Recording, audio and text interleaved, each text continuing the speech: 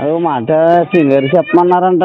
ఎందుకు చెప్పమన్నారు ఏంటో మనకు తెలీదు. ఒకసారి చేయమన్నాడు. నేను ఎలాగంటే లెక్క ఇప్పుడు 20 రూపాయలు వేసి అమ్ముకుంటే 10 రూపాయలు నాకు రావాలి, 10 రూపాయలు మీరు తీసుకోవాలి. ఎవరైనా సరే పాడుకున్న వాళ్ళు. అదే సరుకు మొత్తం గాంధీ షాప్ లో సరుకు అంతా నా ద్వారానే వెళ్తుంది. ఎవరు ఎంతమంది అమ్మినా, మాల్పూర్లో ఒకరు, దిండ్లలో ఒకరు, బీచ్ లో ఒకరు, ఎవరు అమ్మినా కూడా మొత్తం సరుకు అంతా నా అండర్లో ఏ రోజుకి ఆ రోజు నాకు లెక్కలమాట.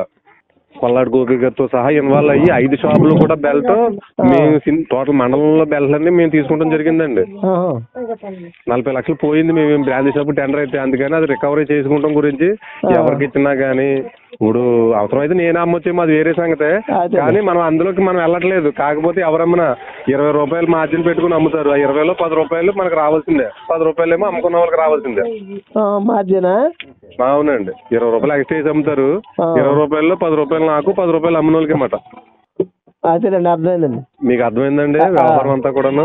నేను దాన్ని వేసుకుని దాని వెనకాల వ్యవహారం ఏమి లేకుండా వ్యవహారం చేసుకోగలగాలి.